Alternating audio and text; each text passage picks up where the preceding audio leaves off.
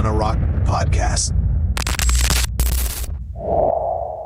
Bienvenidos otra vez a Guayana Rock Podcast. Esta vez volvimos gracias a la gran noticia que nuestra banda local, Vil, nos va a representar a Guayana, a Venezuela, a Sudamérica en el concierto Wacken 2025 en Alemania.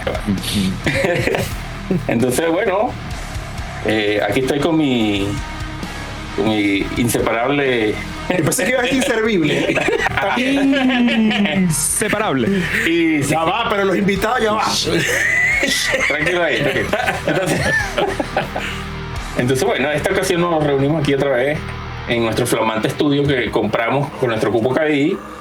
En los comentarios díganle si les gusta este estudio, si no probamos otro y así vamos probando hasta que nos casemos con uno. Claro, y si no le gusta, bueno, eso es lo No que les gusta, bueno, lo que hay porque no hay plata. Y bueno, aquí les habla Manfred, el alemán. Y este que les habla aquí es Néstor Moya, alias el Moya. Y los invitados que tenemos hoy, como ya lo dijo el pana Manfred, pues son Howard Zamora, Marco Requena, Samuel Duque.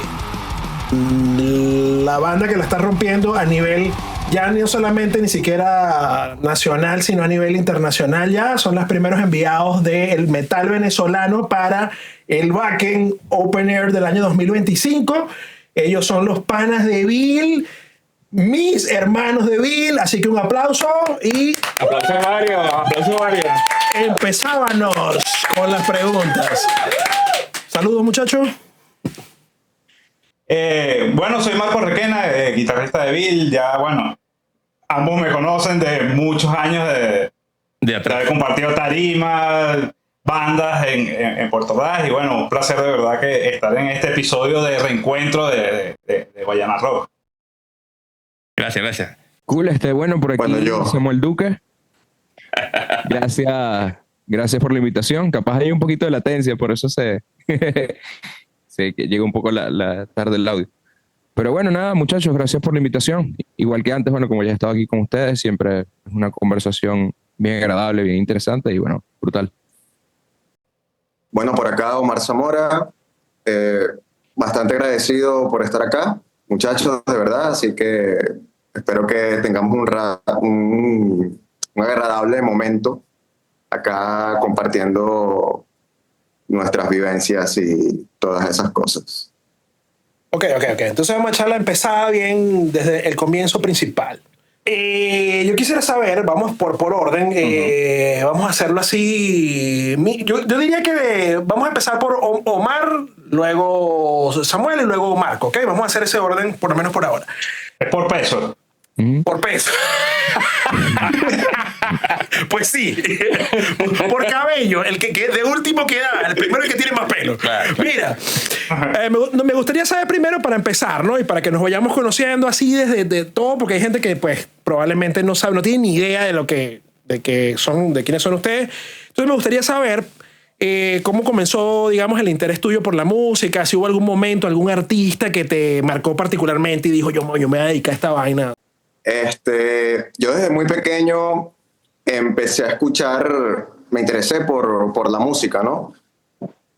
Y yendo al grano, de una vez ya entrando en la música, vamos a decirte, la música pesada, la música rock, yo estaba ya por ahí en primaria todavía, estaba en 4º grado, y ya empezábamos con la onda de MTV, todas esas bandas, ¿sabes? Y nada, escuchando, me interesó Korn, me interesó Marilyn Manson, me interesó Deftones, y por ahí me iba. Y mis primos que son mayores que yo, ellos también estaban metidos en la movida y escuchaban todas esas bandas y ya hacían toques, tenían sus bandas y eso, y hacían presentaciones, sus shows. ¿Y te acuerdas cuál fue la primera banda así que viste en vivo? Claro, fue justamente en el Tigre, bueno, en el Tigrito, y fue un toque que hicieron mis primos en un taller que quedaba al lado de su casa. Yo estaba en 4º grado. Y ese fue mi primera experiencia en un show. Yo chamito, recuerdo que tocaban ahí en el taller y había un poco de gente vuelta loca, tomados, escuchando nu metal, porque era lo que sonaba bastante en ese momento. Y hicieron covers de Korn, que ahí yo me lo sabía, y eso para mí fue una broma impresionante, que yo dije, ¿qué es esto? ¿En qué año más o menos te acuerdas? Eso habrá sido como en el 98 por ahí. ¿Qué edad tienes tú, Omar? Tú eres el más chamo, digo yo. No, El más chamo de Samuel. Samuel, claro. Samuel. Lo que pasa es que Tengo 34. fino. Lo que pasa es que Samuel nació viejo. Claro. Él era chiquito y ya era así todo, así. Era un señor. Desde los 20 en adelante tengo la misma edad siempre. Sí. Bien. Desde los 20 Pero 20 tiene 40. tiene como Exacto. 45, exacto, sí. Pero es lo mismo, los años no pasan. Ok. Sí, Ok. bueno, entonces esa fue mi primera experiencia en realidad. Ya, y de ahí, ¿cuándo empezaste a tocar? No, ya pasaron muchos años para que yo empezara a agarrar un instrumento, pero mi papá siempre nos inculcó eso de la música. Mi papá, bueno, es de música llanera, gaita, salsa y todo eso. Y nada, él nos agarraba que si, mira, esto es el 4, se toca así, este es un tambor, se toca así. Nosotros ahí fuimos agarrando el hilo poco a poco, pues. Mi hermano y yo. Ajá, Samuel, igual, mismo cuento, ¿no? ¿Cómo empezaste tú con esto? Ya va, este no es el botón, sorry, que estoy haciendo una cosa aquí. O sea, primero cómo descubriste el rock y después cuándo empezaste a tocar. Exacto, ¿qué te marcó particularmente? ¿Qué fue lo que dijiste, coño, yo quiero dedicarme a esto por esto, pues? Ya, cool. Bueno, yo por mi parte crecí en un ambiente donde mis padres ambos les gusta mucho la música, pues siempre, en mi casa siempre se ha escuchado mucha música. Entonces, bueno, desde muy pequeño siempre escuché mucha música, variada. Mis papás escuchaban mucha música venezolana, grupos como Gurrufío y ese tipo de cosas, por lo general, ¿no? Increíble. Cuando decido desde muy pequeño, ya yo decidí como que quería hacer algo con la música, ¿no? Uno de mis primeros pasos fue en la orquesta sinfónica. Entonces fui miembro de la orquesta sinfónica, pasé por varios instrumentos, aprendí lenguaje musical, todo ese tipo de cosas. Y de verdad que fue un aprendizaje bastante cool, pero bueno, llega un punto en el que, ¿sabes? Alguien te presta un iPod y te dice, mira, esto es una canción de Slipknot. Y tú, ¿de Slipknot? ¿Qué es eso? Y fue básicamente así, ¿no? O sea, fue como un encuentro espontáneo. O sea, estaba totalmente escuchando otro tipo de cosas. No tenía todavía ese encuentro con el rock así, la música pesada como tal. Y el contraste fue abrupto. O sea, porque la adrenalina era siempre, ¿sabes? Porque por lo general la música clásica, los cambios dinámicos son muy drásticos. Pasas de tener algo muy, muy suave a algo muy fuerte rápidamente y después se apaga, ¿sabes? La música clásica, el rango dinámico es muy grande. Entonces vienen y te presentan algo que, mira, esto es Slayer. Y es... Fortísimo desde que empieza. Claro. Exacto, y es como que, wow, es increíble, ¿sabes? Es un estímulo que, o sea, realmente yo sentía como que la euforia y la adrenalina. Bueno, ¿a qué edad más o menos? Mire, eso pasó aproximadamente 12, 13 años por ahí, bachillerato. Tenías esa edad más o menos. ¿Y fue precisamente Slipknot, así lo primero que escuchaste? Sí, fue totalmente con Slipknot, después Iron Maiden, Metallica y por ahí. Claro, porque tienes que entender por la edad también, ¿no? Claro, de hecho yo siempre tenía esta discusión con Jorge, que yo le dije a Jorge, a mí me gusta Metallica porque la primera canción que yo escuché de Metallica fue Saint Anger. Y es rarísimo, ¿no? Es muy raro que alguien te diga eso. Recuerdo. Ahora me siento como un dinosaurio. Paseando por YouTube, escuchando música, Metallica, Saint Anger. Yo nunca he escuchado esto, pa' ver. Tan. Y o sea, ¿sabes? Me transmitió algo en ese momento y dije, esto está muy cool. Entonces después Jorge, claro, obviamente, me dijo, no, o sea, tú eres un imbécil. Después que te dio dos cachetadas, Exacto. Ya. Tú no has escuchado Metallica, igual que cuando le comenté, mira, no, Sepultura, Roots, Blue y Roots, Samuel. No. Arise, Beneath the Remains. Dejé de aprender a escuchar Sepultura. Bueno, pero ese era lo que estaba en el momento, pues que... Sí, claro. Pero en ese momento, cuando yo empecé a escuchar, a prestarle atención a ese tipo de música, capaz era lo que estaba de moda. Claro, exacto. Saint Anger era lo que sonaba Metallica en ese momento. O sea, Sí, no, es como la ley esta que tenía Stan Lee en los cómics, ¿no? Que él decía que cada cómic era el primer cómic de algún niño. Entonces, por eso siempre en la primera página volvía a presentar. Él se llama Peter Parker y lo picó una araña y bla, bla, bla, y es Spider-Man. Porque no sabes qué niño está agarrando por primera vez un cómic de Spider-Man. Claro. Mira, que te iba a decir una pregunta. Hay algo que no dijiste, que es lo que hace tu familia, que es lo que hace tu papá, que yo creo que es muy importante para tu formación musical, pues, digo yo. Ok. Bueno, mi papá es ingeniero de sonido, entonces yo desde muy pequeño también tuve mucha interacción con equipos de sonido. Prácticamente mis juguetes eran cables, micrófonos, cornetas. Entonces, desde muy pequeño siempre estuve interactuando con ese tipo de cosas. A la vez que me gustaba la música, fue como que es una simbiosis muy, muy bonita, ¿no? Porque la ingeniería de sonido está muy, muy relacionada directamente con la música.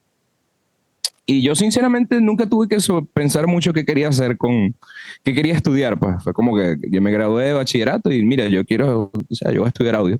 ¿Sabes? Fue así que no tuve que ni pensarlo. No tenía otras opciones. ¿Era eso o era eso? Sí. De hecho, dato curioso, yo te conozco a través de tu papá, porque tu papá hacía el sonido para Low Cap.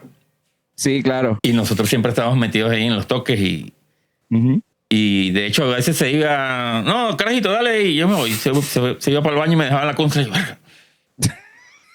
Entonces, y siempre estabas tú por ahí con él, cargando cables y ayudándole. Sí, mi papá siempre me llevaba a trabajar desde muy pequeño. Yo estuve en ese ambiente, pues yo crecí prácticamente en las tarimas y es un ambiente donde la mayor parte de las personas siente mucho nerviosismo, ¿sabes? Eso, que estás en la tarima, no sabes qué está pasando, y yo sinceramente estar en la tarima es como estar en casa. Por así decirlo. Tu papá, desde que era muy niño, te estaba explotando. Eso. Claro, puede ser. No, pero fino.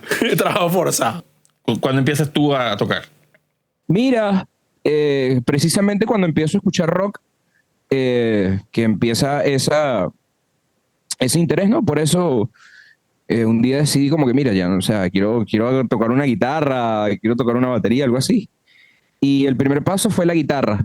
La guitarra, recuerdo que, bueno, en ese momento me regalaron la guitarra eléctrica y tenía la guitarra eléctrica y en ese momento no, o sea, fue como que la guitarra sin amplificador, era como que una guitarra directa y yo la pegaba a una consola o la pegaba a mi computadora con un cable mini plus así en el puertecito rojo que te traían en algunas computadoras, ¿se acuerdan?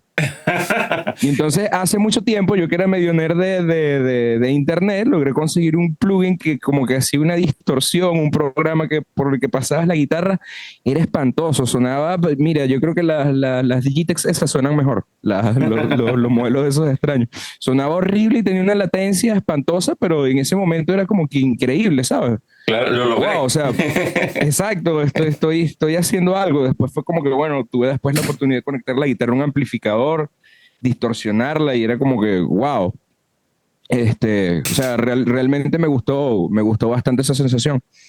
Después me regalaron una batería, empecé a tocar batería también. Entonces, bueno, más o menos por ahí se fue dando todo, siempre experimentando con lo que es la parte del audio, ¿no? Que es mi otro background. Así estuviese tocando yo solo en mi casa, venía y ponía unos micrófonos a la batería y trataba de grabar algo y lo escuchaba y quedaba horrible y bueno. Ajá. Así se empieza, claro. Pero qué privilegio, ¿no? Ojalá yo pudiese jugar con tantos perlitos así. Es que nosotros hicimos nuestros juegos, pero fueron más precámbricos. Y eso que tú cuentas, creo que nosotros tenemos unas historias similares, pero con equipos analógicos. Entonces, ¿sabes? Con radio, con aparatos de decks para grabar cintas. Entonces, yo también metía la guitarra, le subía y distorsionaba. Una distorsión. Subíamos la ganancia y teníamos un deck Pioneer que tenía 2 entradas de micrófono LR, entonces grababa las guitarras LR. Tenían unos boometers, ¿qué se llama? Que hacen así.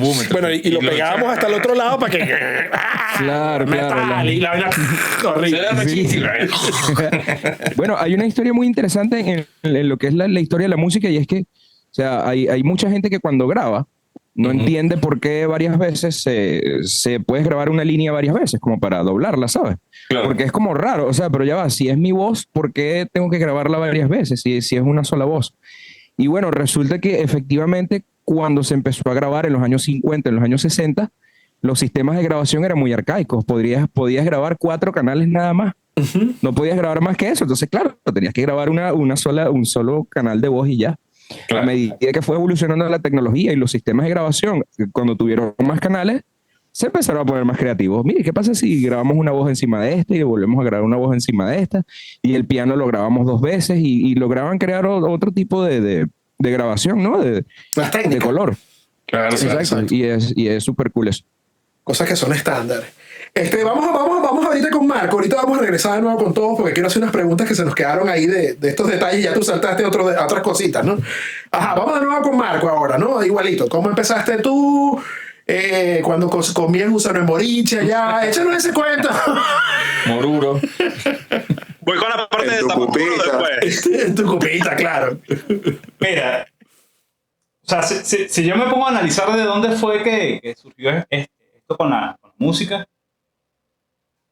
yo me acuerdo, o sea, toda mi vida se escuchó todo tipo de música en la casa, así como dice Samuel. O sea, cualquier género. Mi papá era una persona que en la época de estos programas que bajabas música por internet, él ponía cualquier nombre y la música que le apareciera la descargaba. Siempre estaba buscando música nueva. Me acuerdo que en el 2000 mi hermana comenzó a escuchar nu metal. Yo ni sabía que eso existía, la verdad. Yo para la música no sabía absolutamente nada. Y me acuerdo que mi hermana de repente comenzaba a pedir por la radio. No sé si se acuerdan que antes tenías que, como que llamabas y te ponían el tema por... Claro. en la radio y tal. Sí. Entonces, por ella me acuerdo que la primera canción que escuché así de nu metal fue Somebody Someone de Korn. En ese momento. Y yo como que, ¿ves? ¿Qué es esto? Y a mí me impactó, pero... Después ella fue como que escuchando otras bandas que en el momento eran como el pop, porque en ese momento el nu metal, el punk, era lo que estaba de moda. Pues. Sí. Era el pop. Entonces yo comencé a escuchar toda esa música y era como que, bueno, es lo que todo el mundo escucha y estaba bien con ello, ¿no? Me acuerdo que como 3 años después, yo estaba en 9º grado, yo de verdad, a mí no me llamaba la atención ningún instrumento musical. Yo sí no tengo una historia así de que en mi familia, no. De hecho, en esto se sabe más o menos el cuento. Ya vamos a ir para eso. Pero cuenta tú. No, vale. La verdad es que en 9º grado me gustó una chamita. Y yo como que... No, que Bolivia. Y había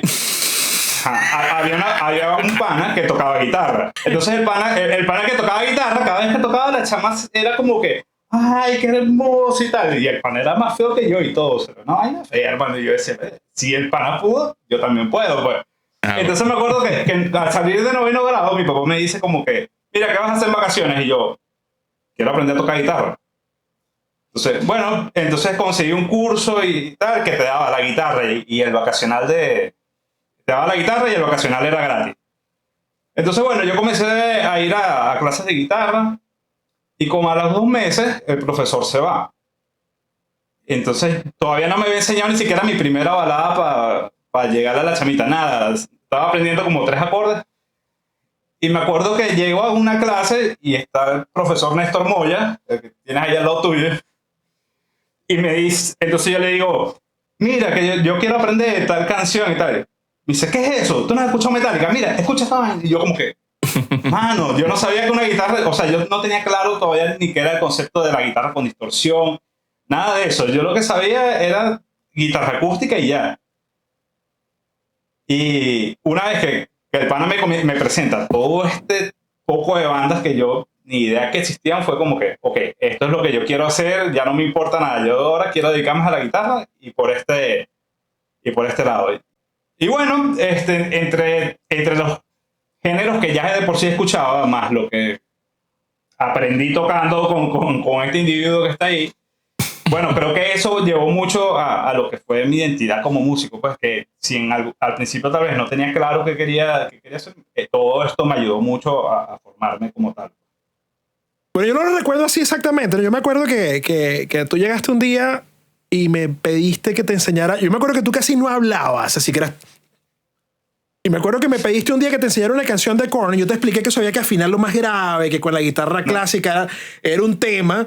Entonces, que ¿por qué no escuchabas, no sé, y te enseñé que sí, Green Day, unas vainas así, por ahí? No, vale, ese es otro que tú estás hablando. Yo nunca quise tocar Korn. Y me acuerdo. Ahora se hace loco. Y me acuerdo también los cuentos de las chicas. Yo también ahí. Te enseñé alguna técnica. Ahí te volviste metalero y no levantaste una jeva más nunca. No, más nunca. No, Eso puede ser. ¿O no? ¿Ah? Las técnicas funcionaron con las chicas, ¿o no? Lo que pasa es que esas fueron técnicas que no tenían nada que ver con música, porque llegó un punto que iba para la academia nada más a hablar con Néstor. Era como que la gente me preguntaba, mira, ¿cuántas horas tú estás pagando? Y yo, no, es que tengo horas atrasadas y tal. No, ya en serio, lo que sí hacíamos era que... en el aula 21. Esto es verdad, era que iba Fabio González y Marco a la clase mía a enchufar los instrumentos y tocábamos Metallica o Mega. Sí. Y a veces iban fuera de clase cuando no tenían que ir y también estábamos llameando mientras de repente ya yo había dado una clase. Sí, Fiebre hubo. Y así fue como se originó Orinoco Iron. Orinoco Iron. Ajá, que eso lo vamos a hablar más adelante. Y ahí fue donde también yo conocí a Samuel, que Samuel tocaba, armó una banda con Ramsés Urbina que era One Night Stand. Es correcto. Sí, todos salimos de ahí. Ahí hubo una no sé, una conexión entre varios músicos, ¿no? Totalmente. Sí, viéndolo desde ese punto de vista, por ahí pasó mucha gente que... Wow. O sea que podemos decir que de alguna manera nació como otra nueva generación de metaleros, de Puerto Ordaz y de rockeros que... Sí, claro. Sí, claro. Era justo en ese momento estaba empezando, bueno, por lo menos mi generación. No, Ya había otras generaciones que llevaban años haciendo cosas y nosotros ni idea, pues. Claro. Ajá, más o menos como para esa época, que fue la primera vez en la academia, cuando estábamos en esa academia, de las primeras veces que salimos a tocar en garajes, casas, que empezamos a ver esos toquecitos con loncheritas y yo recuerdo que sacaban la batería de la academia y las plantas y se armaba un templete ahí. Se hacía bulla. Se armaba. Mira, esta era la pregunta, una pregunta que teníamos por aquí, ¿no? Que era que ¿en qué bandas participó cada uno antes? O sea, imagínate, esas que empezaron, que nos puedas mencionar así, por ejemplo. Entonces, bueno, vamos con Oswald, que dice Oswald, chamo. Es Omar. Omar. Está borracho y puso... Dime Omar. Lo que pasa es que la M se invierte, entonces por eso parece una W. Pero no es. Es invertido. Se invirtió sola, mira. Es un mensaje subliminal. Mira, Omar, bandas donde hayas tocado antes de Bill, o sea, que desde que iniciaste, pues, que puedas mencionar. Dígalo. Bueno, yo cuando salí del colegio, yo y unos panas formamos una banda de garaje que prácticamente era puro ruido. Pues nosotros le llamábamos a eso el género, porque MySpace nos sugirió el género musical. ¿Sabes que en MySpace tú hacías el perfil de la banda y él te ponía las opciones de qué género es lo que tú estás tocando, pues, porque era una página de grupo musical. Tenías esa opción.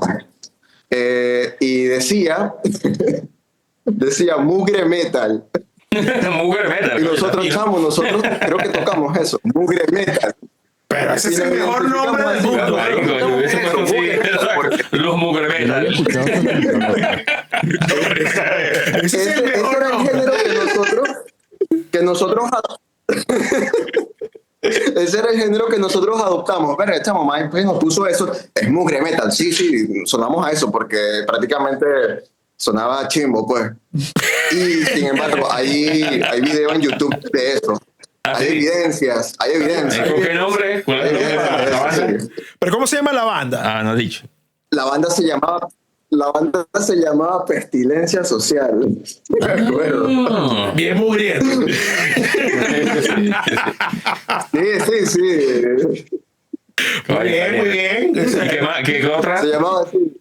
¿Y otra banda donde? Y nosotros no salíamos de un garaje, pues. Creo que el público más numeroso que llegamos a tener en ese momento fueron unos estudiantes del Colegio Mariano Piconzal, ¿Qué? que se llegaron a la casa del pana y ellos así en camisa azul y broma y vieron cómo estábamos tocando en el garaje del pana y bueno, supuestamente que les encantó. Eso yo decía como que, bueno, ¿qué les pasa? ¿No? A esto no le gusta a nadie. Nunca habían escuchado música en su vida. No tenía criterio. Sí, nunca habían escuchado unos locos haciendo ruido. Eso te demuestra que hay público para toda vaina. Hay público para toda vaina, ¿sabes? Sí, chaval, ellos estaban mal de la cabeza. Esa gente estaba mal de la cabeza. En mi pueblo decían una vaina así como toda fea tiene su pretendiente, era una vaina así, ¿no? Que toda banda tiene su fanático. Claro. ¿En qué otra banda tocaste? Después de eso pasó un tiempo y yo entré a una escuela de música que quedaba en el Centro Portugués. Ok. No sé si conocieron al profesor Ramón. Claro, Chicharrón, claro. Eso es una institución en Portugal. Bueno, eso es otra escuela. Claro. Se llamaba John Lennon, se llamaba la escuela de música. John Lennon. Claro. Coño, Sí. qué fino. Y bueno, Chicharrón fue burda de pana de mi familia, o sea, de mis padres, de mis tíos. Y él como que nos adoptó, bueno, tráiganselos para acá, yo les enseño algo, que no sé qué. Entonces, allí, con los estudiantes, nosotros formamos un pequeño grupo musical con el que tocábamos, pues, y hacíamos covers. Y de allí salió una banda de covers que nosotros llamamos Sextono, recuerdo. Esa fue la primera vez que yo toqué en una tarima grande. Son horribles, me acuerdo. Yo ahí empecé con el bajo. Ahí fue donde me compraron mi primer bajo y yo empecé a tocar ahí. Y empezamos a sacar principalmente puros covers de Arctic Monkeys. Nosotros queríamos sacar un tributo a Arctic Monkeys y nunca salió. Sí, jamás sucedió, pero nos aprendimos bastantes canciones de ellos y llegamos a tocar ahí mismo en el Portugués. Tocamos en la UBA también, allá en la universidad. También llegamos a tocar. Y nada, esa banda después poco a poco se fue apagando y después de allí, junto con otros panas, ya unos pocos años después, hicimos una banda de pop punk. Recuerdo que con esa sí tocamos en diversos sitios, ¿cómo se llamaba este sitio donde tocó Los Mentas? Portofino. Portofino. Sí, allí tocamos por primera vez con ese grupo, que ese grupo primero se llamó Los Smosh, que él siempre me chalequea con eso, y después le pasé, sí, y después... Chiste interno. Sí, malvado Joel, man. Y después le cambiamos el nombre a Andras. Pero sí tocamos en varios lugares con ese grupo. Y ahí fue donde por primera vez grabé mi primera canción. Uh-huh. Y nada, hasta una vez tuvimos la oportunidad de aparecer en primicia. O sea, nos dejaron una página para nosotros. Bueno, ese fue como que, nuestro primer como que empujón así, como que, chamo, aparecimos en el periódico, que no sé qué. Recuerdo que todavía vendían periódicos en ese momento.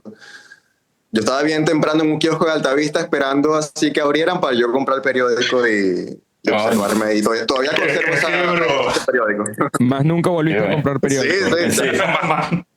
¿Para qué? Sí, ya fue. No.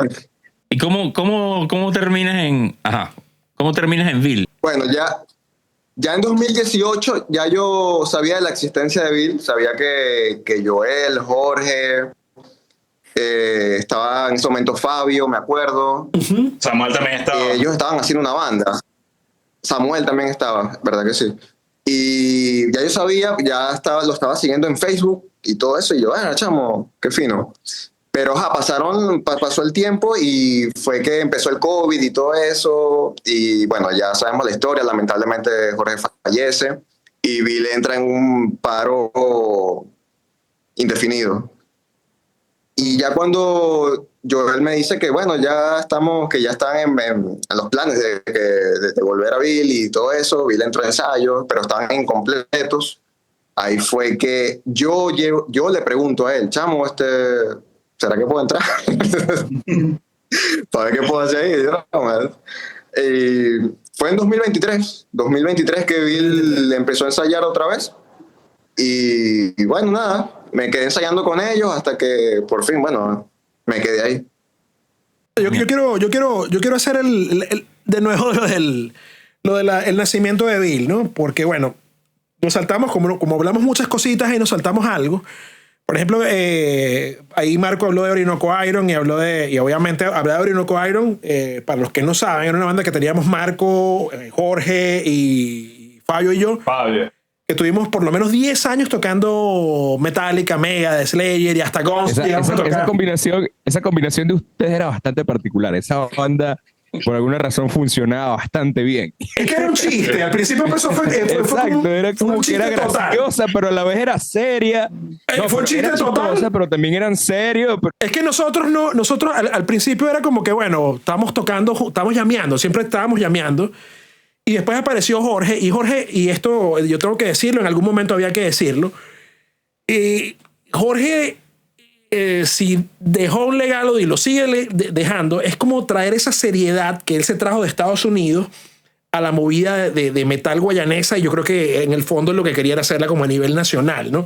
Y yo creo que Bill representa mucho eso, porque si no, Marco, Fabio y yo todavía estuviésemos llameando canciones de Metallica porque nos gustaba y ya, ¿entiendes? Y porque nos invitaba, mira, véngase a la fiesta tal, ok, vamos, y ¿sabes? Y porque así fue todo, ¿no? Entonces yo quiero que, digamos, tú llegues, o me cuentes tú, obviamente, que eres miembro fundador de Bill, ¿cómo empieza todo el tema con Bill? ¿Por qué? Yo sé que viene digamos, de que los Hostil pues se fueron yendo, que Hostil era la banda donde tocaba, donde él militaba, pero yo también sé que tú eras como sonidista de ellos, ¿cierto? De Hostil. Sí, claro, es que siempre que la gente nos pregunta, por lo menos que me hacen esa pregunta a mí en una entrevista, siempre comento que, o sea, para mí el inicio de Bill es Hostil, porque, o sea, fue una transición muy natural, por así decirlo. Después que yo estudio ingeniería de audio en Caracas, regreso a Puerto Ordaz aproximadamente en el 2013-2014 y empiezo a foguearme, ¿no?, en la movida. Y bueno, terminamos en un toque. Estaba tocando Sandal, estaba tocando Hostil. Creo que era la segunda vez que tocaba Hostil. Y fue la primera vez que conocí a Jorge. Y mira, desde el minuto 1 que empezamos a trabajar ahí, yo fui a hacerle sonido a una banda, Jorge había llevado como que el backline, los amplificadores, se trabajó como que muy en sintonía y ya no hubo vuelta atrás.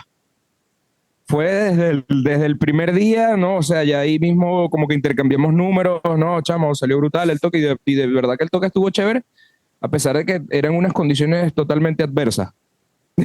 Bueno, para dar un poco de contexto para la gente que nos está viendo y no entienden el fondo de la historia, Jorge Díaz es el fundador.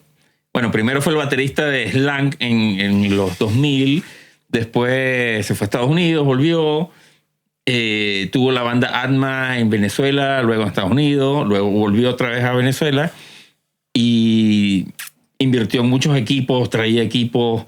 Empezó CMG Backline con Luis Correa. Y él siempre estuvo en la movida, siempre quería apoyar, siempre estaba, nos reuníamos, hacíamos toque en su casa. Entonces él fue el creador de esta banda Hostil, que tuvo bastante renombre hasta en toda Venezuela, tocaron en Caracas y sonó mucho hasta afuera. Y luego...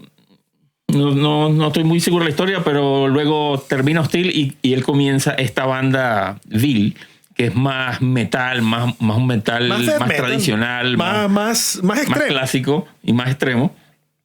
Entonces él fue el creador de todo esto y bueno, él lamentablemente murió durante el COVID. pero la banda quedó, el legado quedó, y hoy en día estamos viendo los frutos que él dejó de todo este tiempo, y para nosotros y para todos es un orgullo muy grande de que él, su legado y ustedes y todos formemos parte de esto, y que coño, que una banda de Guayana vaya para el Wacken es brutal. Yo voy a añadir otras cosas con eso que acaba de decirse, pero lo digo un poco más adelante porque para no hablar nosotros tanto. Yo quiero que hables bien. Pero me gustaría más así. O sea, yo te quiero preguntar muchas cosas de por ejemplo, ¿no?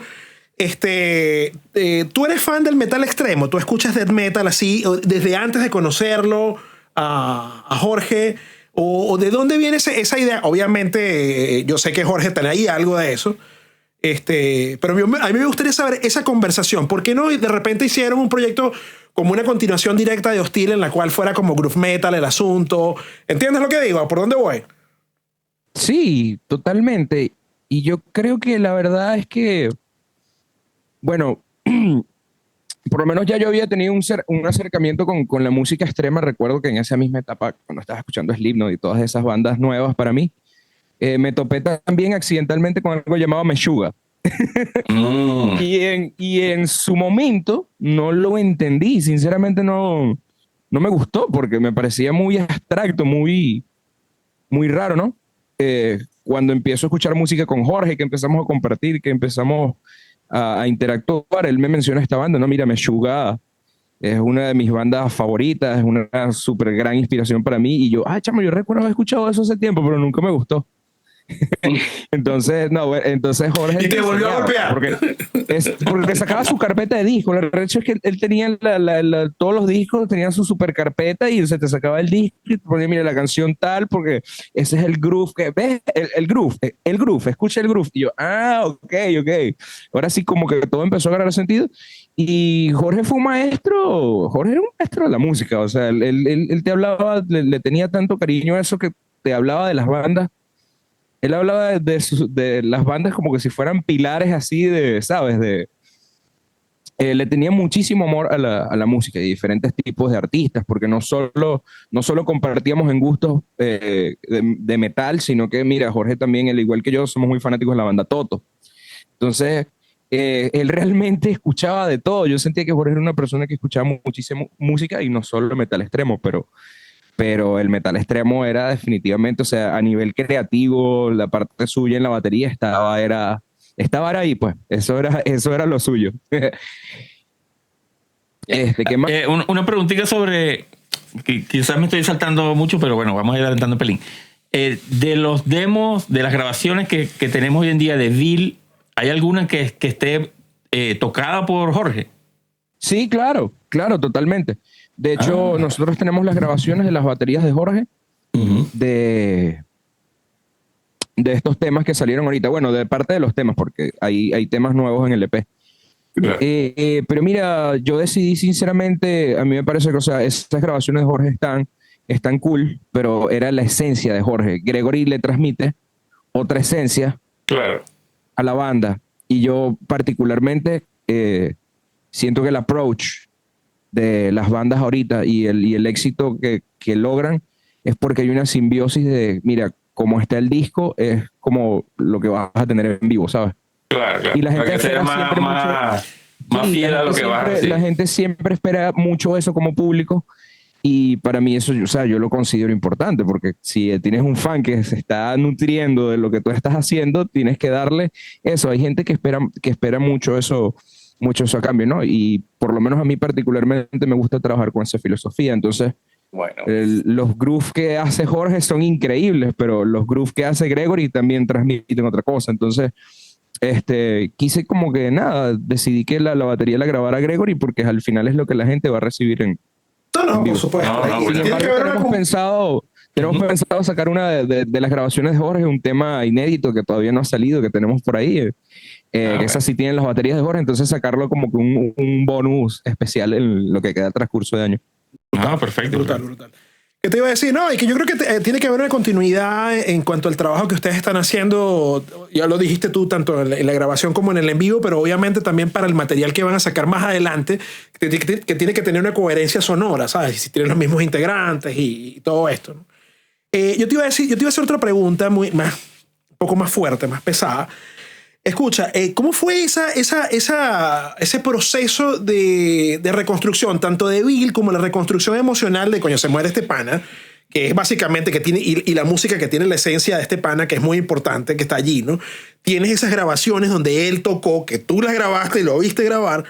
¿Cómo sales de ese duelo a decir, mira, vamos a echar esto adelante? ¿Cómo fue ese proceso? ¿Qué recuerdas con respecto a eso? Mira, la verdad es que fue bastante difícil. Ahí reconozco que yo, sinceramente, con la partida de Jorge, yo tuve un despecho con el metal muy grande y yo estuve mucho tiempo sin escuchar metal. Yo quise como que... porque toda la música que me gustaba me recordaba a él y era súper complicado en ese momento, pasando todo. Es como que, bueno, tuve que darme mi break con el metal, ¿no? Claro. Sinceramente estaba saturado, yo no quería saber nada de guitarras, no quería saber nada de distorsión, no quería, ¿sabes? Estaba escuchando, me puse en una era de escuchar totalmente otras cosas. Tengo que reconocer que gran parte de la intención de reactivar la banda fue Joel. Joel siempre estuvo ahí muy insistente, como que vamos a tocar, Samuel, vamos a tocar, y yo, no quiero. Y no le paraba y me ponía a tocar piano, hacer música electrónica, cualquier otra cosa, y yo, él insistía de nuevo, hombre, chao, vamos a reunirnos, vale, hacemos unas hamburguesas, unos chaguarmas, y tú, bueno, pero vamos a hablar.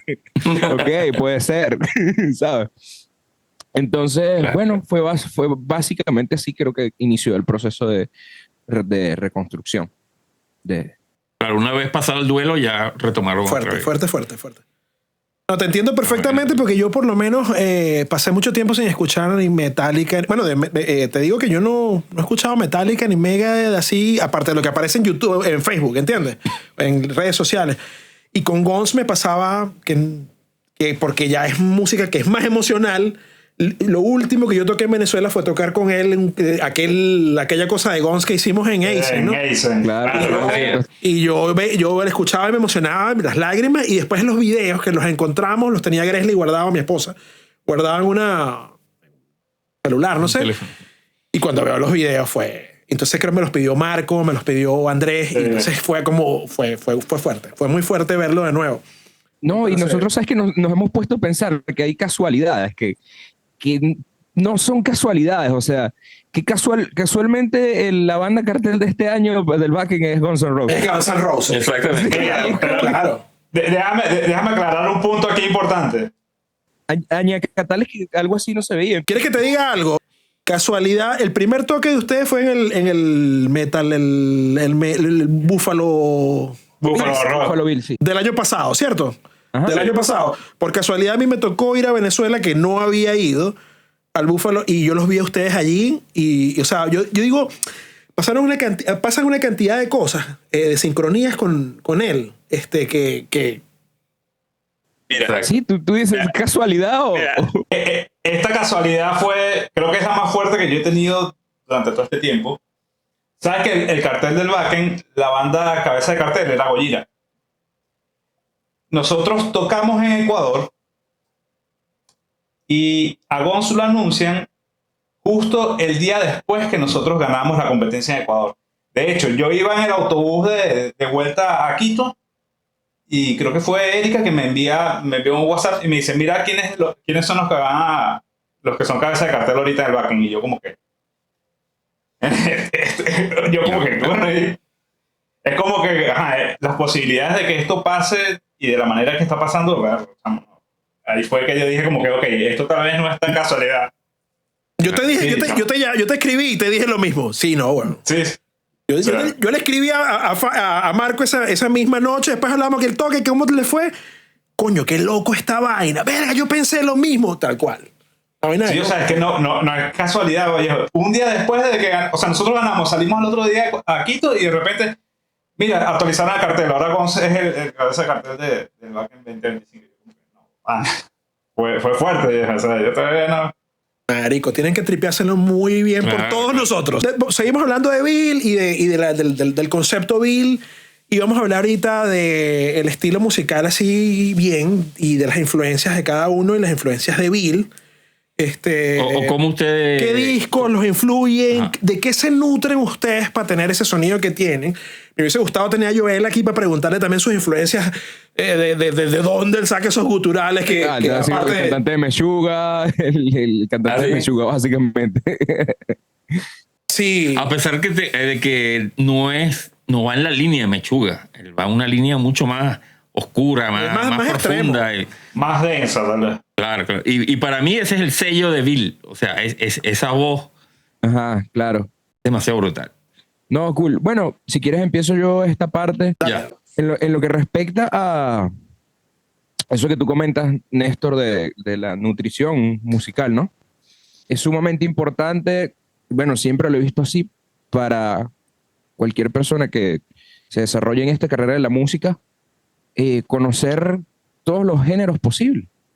Porque la música tiene un abanico de opciones y posibilidades tan grandes y no tienes idea de la cantidad de cosas que el metal hace que son heredadas de otros géneros. Y muchas veces la gente no lo sabe por eso precisamente de que, oye, no, yo soy metalero, a mí me gusta el metal y yo solo escucho metal. Entonces, oye, ya va, pero mira, resulta que el metal viene de una cosa que no sonaba así, que era otra cosa, que era otro género. Entonces, hay una constante evolución de la música y es gracias a eso, a esa combinación de diferentes géneros. Mira, Samuel, ya va, disculpa que te interrumpa. Y esto te lo voy a decir así entre panas, ¿no? Este no es el entrevistador que te está hablando, ¿no? Yo soy el primer carajo que te va a decir que yo escucho cualquier cantidad de música distinta y que hago cualquier cantidad de música distinta, y yo sé que tú estás relacionado con cualquier tipo de artistas, por tu familia, por todo esto. Pero vamos a estar claros en algo. Ustedes hacen un género musical que es, digamos, que ya es como muy definido en cuanto a los patrones y los... Y a mí me gustaría que ustedes me digan a mí, mira, no sé, nosotros tomamos de repente una influencia directa de Cattle Decapitation o de... ¿Sí me entiendes? De estas bandas porque tal cosa, por ejemplo, disculpa que todavía... Yo cuando escucho Bill, a mí me suena mucho a bandas de death metal viejas, ¿verdad? Justamente por los gustos de Jorge, que también los conozco, de la época cuando nosotros éramos chamos, porque bueno, yo conozco a Jorge de hace como 30 años también, y igual a Manfred. Y escuchábamos, mira, tiene la camisa de Hypocrisy aquí, ¿no? ¿Y qué te iba a decir? Pero a la vez, de repente entra la parte de los solos, y los solos son como de un metal más moderno, que son más ruidos, en vez de un solo convencional.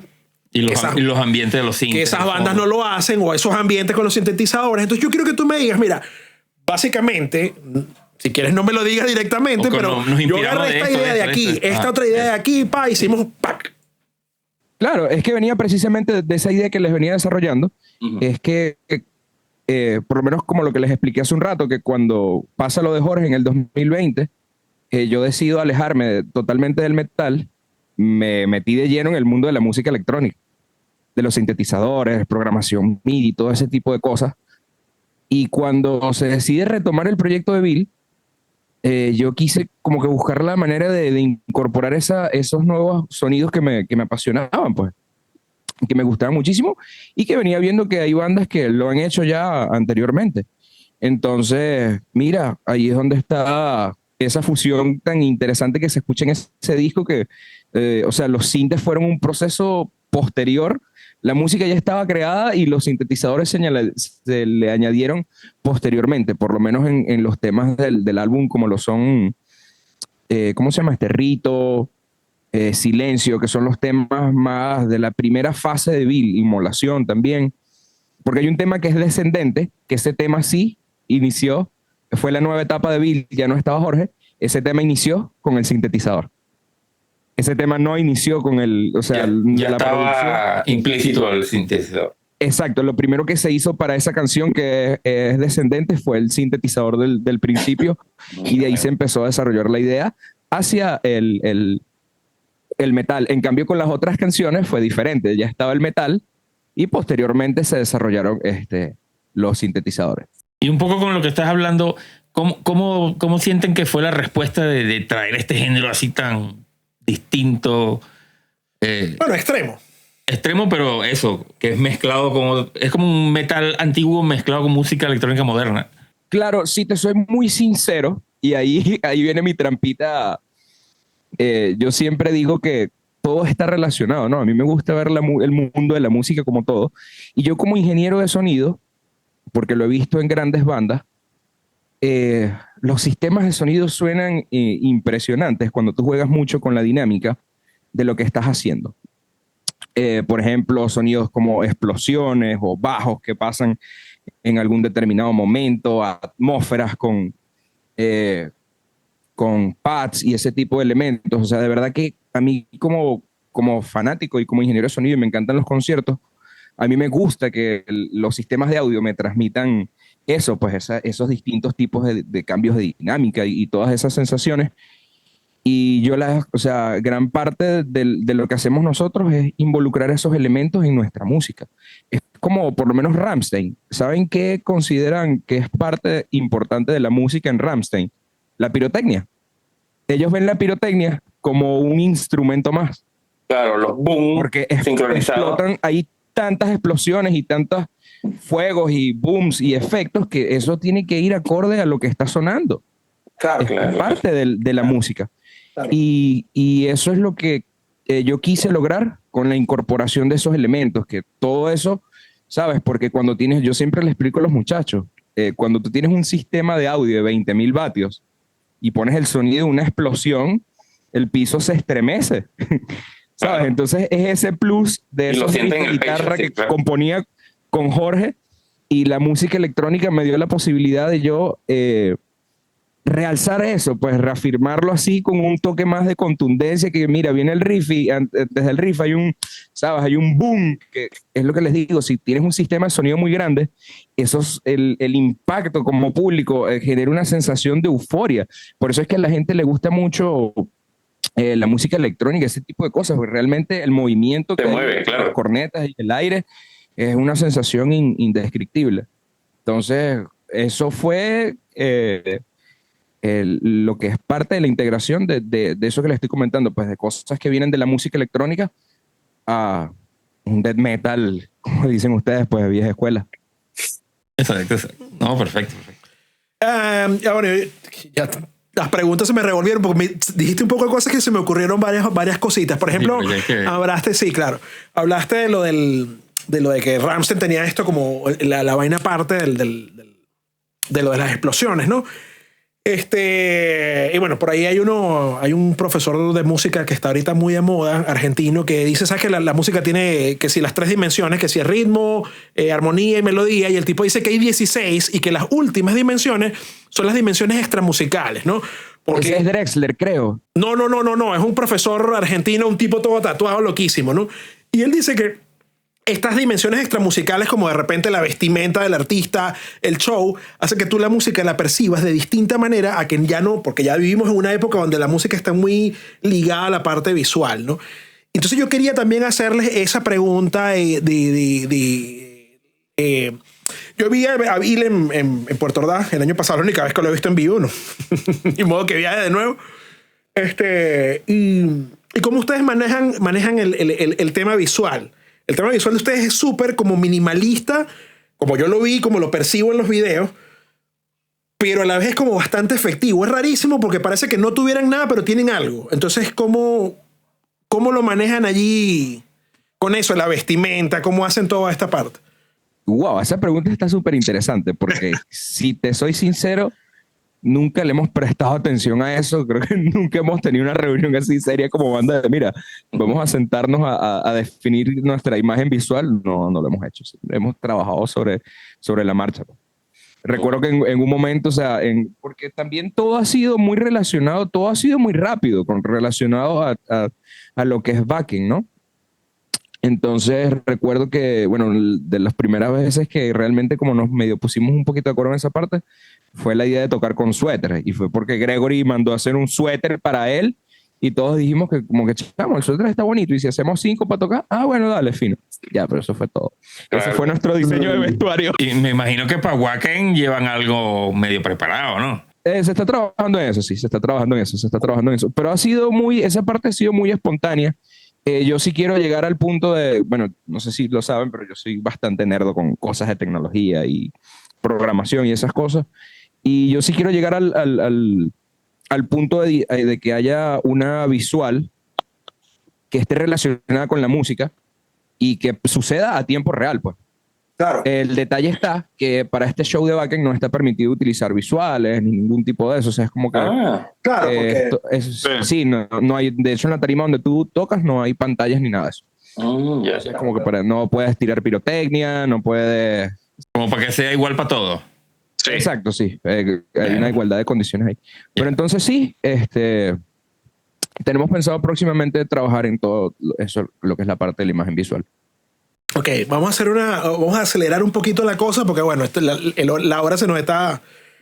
Sí, no, y ¿sabes qué pasa también, Néstor? Disculpa que te interrumpa un pelito, pero es que no todo el tiempo hacen preguntas tan interesantes tampoco. No, es que tengo un poco de preguntas. La idea es hacer una entrevista. Sí, a veces uno tiene una entrevista y como te preguntan, bueno, ¿y qué tal es la guitarra? Y tú como que, bueno, sí, la guitarra. Tiene 6 cuartos. No, es que tengo un poco de preguntas así súper interesantes, como por ejemplo los equipos que se van a llevar, qué les permiten llevar, cómo van a hacer el montaje en tarima si se llevan algún técnico adicional, cómo va a ser el tema de lo de la filmación, que me lo han preguntado muchos panas. Mira, no saben si los van a pasar. Yo vi unas bandas del Metal Battle, me recuerdo haber visto una banda pero argentina. no las publican todas. Eso es lo que te iba a decir. Hay unas que vi que pasaron y las pasan así como que pasan 3 canciones y vainas así. O sea, no recuerdo qué. Entonces, quería saber cómo van a manejar todo el tramo de ya estar en el backend, en la tarima. Lo tuyo es como que exacto, muy los temas técnicos ya de backend. Ok, cool. Mira, realmente, chamo, estamos asistiendo a un festival del primer mundo, ¿sabes? Eso es gente que es muy ordenada, es muy estricta, no se les escapa ningún detalle. Y mira, sinceramente, ellos hacen que toda esa parte sea bastante cómoda, ¿no? Por lo menos, efectivamente, sí, pues vamos a llevar nuestras guitarras, el bajo, pero ya nos informaron que el festival se encarga de cubrir batería, lo que es caja, platillos, doble pedal. ¿Sabes? Que son las cosas que capaz pudieran ser más engorrosas a la hora de viajar porque son hierros, claro, son pesados. Ya tenemos la garantía de que ya eso está cubierto, pues. Y lo que tú pidas es lo que te van a poner. De hecho, son tan específicos que, o sea, mira, yo necesito una caja directa del lado izquierdo y ahí vas a tener la caja directa del lado izquierdo. Quiero 3 cajas directas del lado derecho, quiero un toma corriente aquí, o sea, lo que tú pidas ya nos dijeron que es como que, o sea, eso se cumple, inclusive claro, el tema de los amplificadores, o sea, si pides un 5150, vas a tener un 5150. Ay, detalle técnico, en Alemania es 220, no 110. Sí, ya muchas personas nos han aclarado eso. Aquí también. De hecho, bueno, ya enviamos como que nuestros requerimientos y nuestra distribución de tarima, nuestro rider técnico, nos los pidieron hace poco y ya lo enviamos. Okay. Y precisamos, pues, precisamente como que, miren, necesitamos que la empresa provea adaptadores de 110. Ok, voy a tirar otra pregunta rápida, saltándome un poco de vainas. ¿Tienes algo que decir, Marco? No, ya lo dijo todo. Okay. Otra pregunta. Bueno, no lo he dicho todo. Miren, ya va. Está curioso. Dígalo. Ajá. Tengo entendido que el en vivo posiblemente se transmita por YouTube en algo así, el canal se llama Magenta TV. Ok, pero tiene que estar pilas para poder compartir esa vaina, porque o sea, nosotros sí lo encontramos, claro, lo vamos a compartir, pero coño, obviamente... No, sí, o sea... No, por las redes me imagino que vamos a estar informando todo eso apenas tengamos toda la información de primero de a qué hora vamos a competir eso. Imagino que también por la cuenta de Bill lo van a transmitir. ¿Cuáles son las redes? Sí, aprovecha nombrar las redes aquí para que la gente que no los conozca lo pueda conocer. Yo soy Bill.be por Instagram y Facebook. Ok, Bill se escribe VVHILL. VHILL, igual lo van a ver por acá abajo cuando vean esto. Sí, sí. Aprovechen, denle like, suscríbanse, sí, compártanlo con su abuelita. Sí. Paguen el Patreon también. Exacto. Patreon, querido. Ajá. Bueno, vamos entonces ya. Vamos a ir cerrando un poquito. Tengo un poco de preguntas brutales que había hecho. Y bueno, pero podemos hacer episodio 2 y 3. Vamos a hacer una promesa. Ven acá. A ustedes ahorita los va a entrevistar que si Metal Hammer y los va a entrevistar que si Metal Injection y ustedes son la...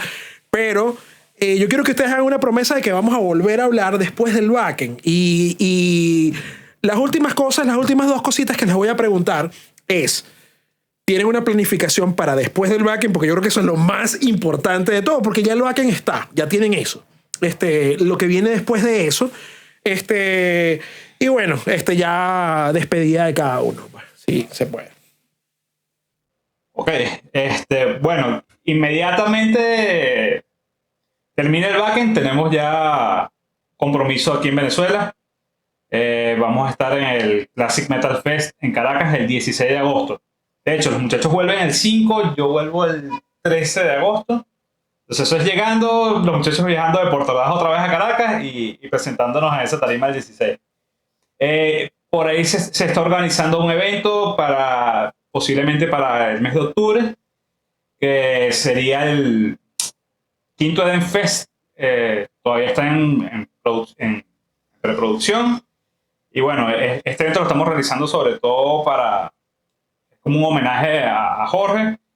Van a estar participando las bandas con las que él en algún punto tocó. Va a haber colaboración de músicos desde varias partes del mundo. Y bueno, eso es por ahora lo que tenemos. Y bueno, hay ciertas cosas que se están negociando todavía. Pero por ahora, eso inmediatamente lleguemos de Alemania. No sé, Samuel. Bueno, sí, como comentó Marcos, bueno, también si les somos sinceros, la logística para Alemania es bastante complicada y le hemos dedicado bastante tiempo a esa parte. Y bueno, por mi parte ha sido un poquito difícil como que pensar a futuro, ¿no? Porque quiero que todo para este viaje sea perfecto. Como le comentaba a Marcos temprano, lo más importante de todo este viaje es el show, pues, que tenemos que dar allá, nuestra presentación, lo que es realmente importante, pues, cómo vamos a transmitir la música en ese momento. Y bueno, gran parte de los esfuerzos que estamos haciendo ahorita es para eso. Mira, ¿tan cagado? ¡Wow! Cada quien tiene una opinión ahí distinta. Marco la tarima, mira. Sí. No, es que esa parte posiblemente va a pasar. Ahorita, la verdad es que, por lo menos en mi caso, están pasando tantas cosas a la vez que uno como que no termina de caer en cuenta de que esto de verdad va a suceder, ¿no? Y yo creo que el shock más grande va a ser realmente tal vez cuando estemos montados en el avión, o si no directamente cuando entres al festival, que digas como que...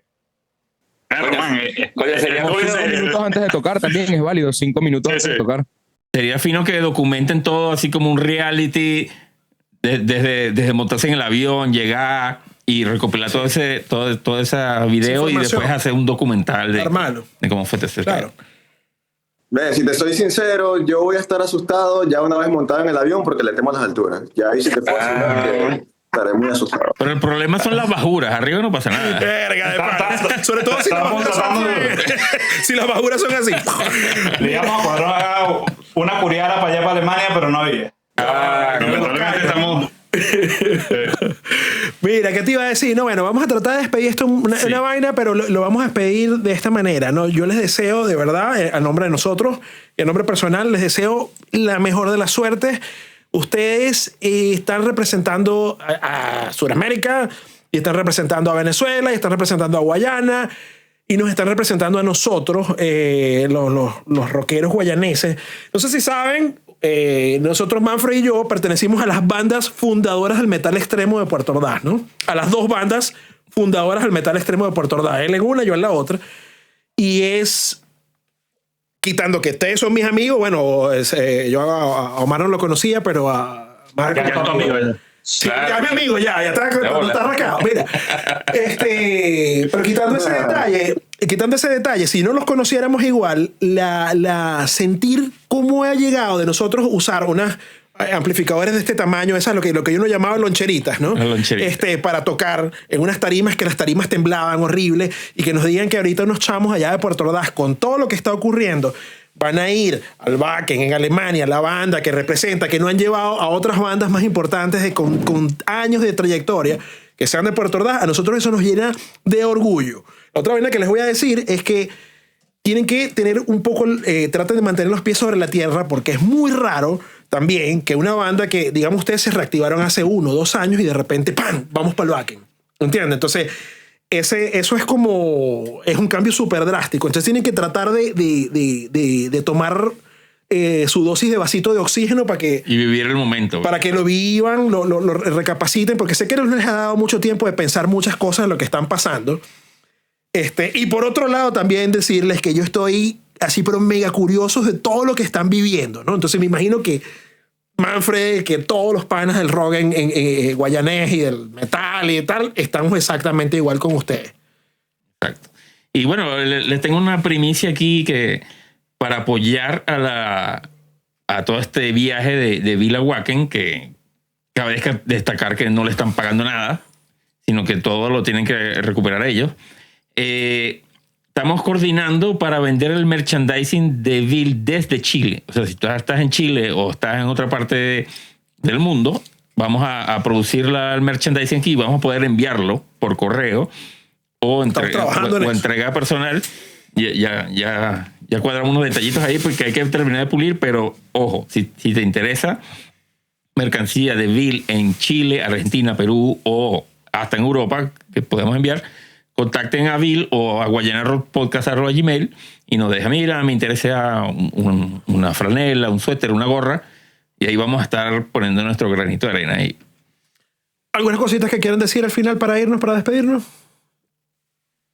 No, después de esas palabras ya agarré miedo, man. Siento la presión. Ay, papá.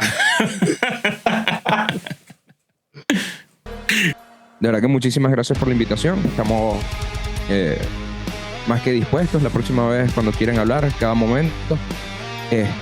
Y bueno, yo por mi parte me siento orgulloso de representar a esa generación, pues, que dicen ustedes de gente que ha hecho cosas increíbles acá en Puerto Ordaz y bueno, eso de verdad que se siente un orgullo tremendo y la cantidad de cariño que hemos recibido por eso, de verdad que no tiene precio. Bueno, como siempre, agradezco a la gente que ha apoyado a Bill desde que empezó esto, ¿no? Qué fino que todavía sigan allí y que están pendientes de nosotros, de lo que hacemos, de lo que vamos a hacer. Se nota que el apoyo es grande y eso es significativo. Así que gracias, muchachos, de verdad que significa bastante. No, gracias a ustedes por el tiempo y por todo este rollo de conseguir la cámara, que si el cargador, que si el micrófono, que si el internet, que si el teléfono, la grabación. Entonces, bueno, ya. Bueno, esto fue entonces Guayana Rock Podcast. Tu servidor Néstor Moya y Manfred Marol y Wanowski. O 3 personas. Agradecemos, nos vemos en la próxima. Gracias a todos. Suscríbanse, dale like, dejen su comentario. Y nos vemos en la próxima. Chau. Yeah. Chao. Corten.